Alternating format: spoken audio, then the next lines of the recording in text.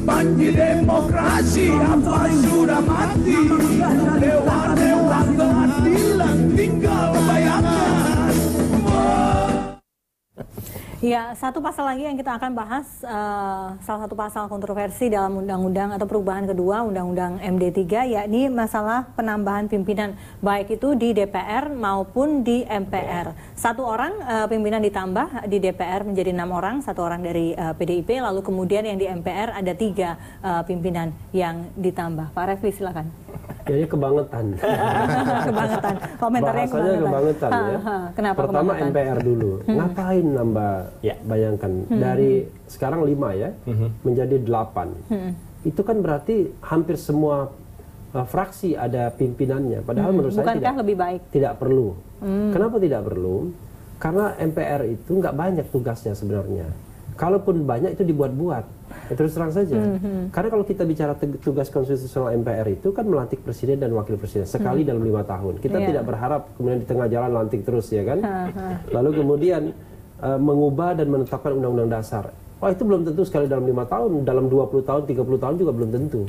Lalu kemudian memilih presiden dan wakil presiden in case mereka berhalangan. Atau memilih wakil presiden ketika kemudian presidennya berhalangan dan wakil presiden jadi presiden. Itu pun juga kapan-kapan. Jadi tugas konstitusional MPR itu bisa dikatakan itu hanya sewaktu-waktu saja. Sehingga tidak penting kemudian ada unsur pimpinan yang demikian banyaknya. Kecuali untuk memberikan fasilitas kepada mereka, ya kan? Baik fasilitas finansial, protokoler, ya maupun kendaraan. Itu dugaan Anda?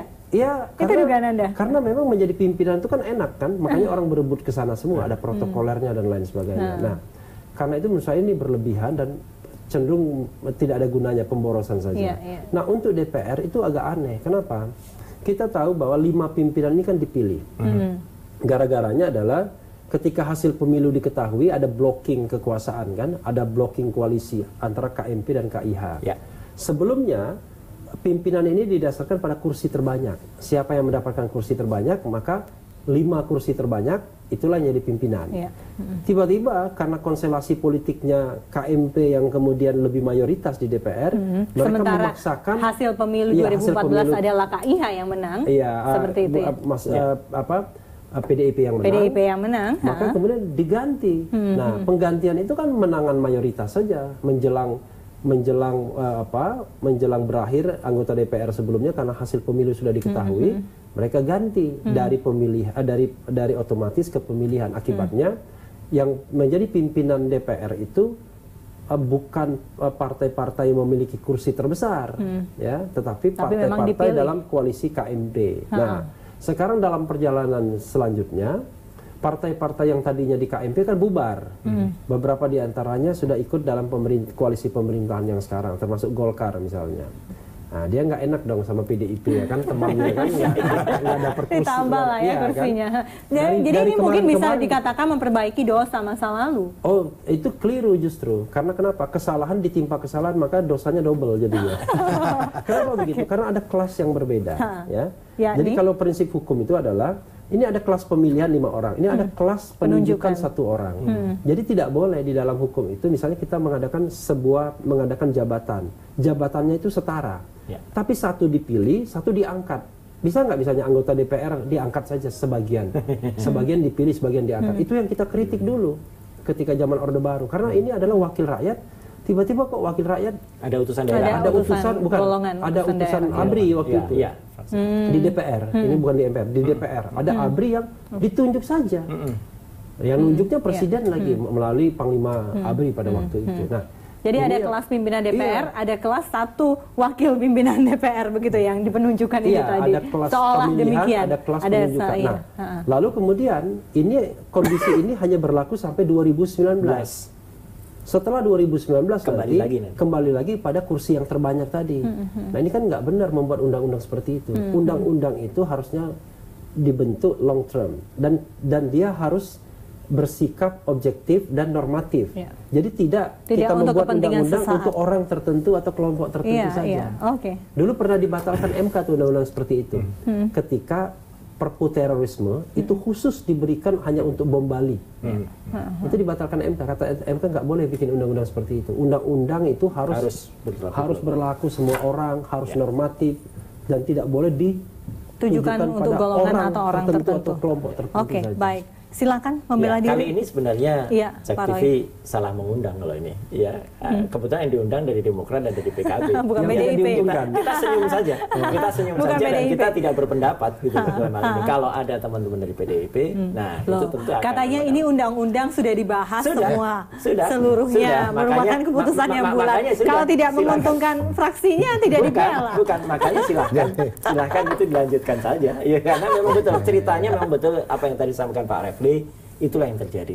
Jadi kalau memang nanti ada sarananya untuk katakanlah ada teman-teman JR, ya silakan diuji di sana. Tapi artinya memang demikianlah yang terjadi. Oke, Mas Jazilul, silakan. Jadi begini, memang kan kalau kita lihat DPR dari awal semula waktu ada Kalau PKB ada ribut-ribut. sedikit nih, karena MPR dapat. Tambahan. boleh bersuara. MPR dapat 1 kursi. Bukan karena ini undang-undang ini memang tidak hanya untuk sebagian. Saya setuju dengan Pak Refli. Undang-undang ini mengikat keseluruhan. Itu seyogyanya. Nah, dan di Itu dalam idealnya. kata di dalam itu juga tidak dimaksudkan hanya untuk PDIP. PDI tidak. Tapi untuk Kalau PKB juga bukan, di MPR. penambahan saja, hanya disebut jumlah kursi. Oke. Penambahan yang kemudian ya itu yang ada di dalam undang-undang. Ya, Makanya tidak menunjuk misalkan ini satu proses pemilihan, ini satu proses penunjukan. Ini sebenarnya ini proses pemilihan juga karena dari yang sudah ada partai-partai yang terkumpul di situ, andai pun itu terjadi pemilihan juga akan muncul itu seperti yang juga terjadi pada periode ketika ada KMP ada KIH. Oke. Nah, dengan maksud agar apa namanya situasi yang ada di DPR, di MPR, kekompakan teman-teman juga itu terjadi, itulah kira-kira Kompakan, yang ya. dimaksud seperti Pak Refli tadi Selain melihat PKB, karena apa? fraksi mana lagi sih yang mendapatkan jatah tambahan kursi pimpinan MPR? Ada Golkar. Ada Golkar. Golkar nggak? Golkar penggantian Golkar, saja, ha? tetapi ada PDIP juga. Oh. Ada PDIP, ada Gerindra. Ada Gerindra. Oke, Ada oke. Gerindra, ada PDIP. Jadi untuk pasal ini everybody happy. Kalau DPR kompak tuh nggak seru lagi. Tidak gaduh lagi. Makanya saya bilang tadi, jadi tidak gaduh lagi kalau begitu.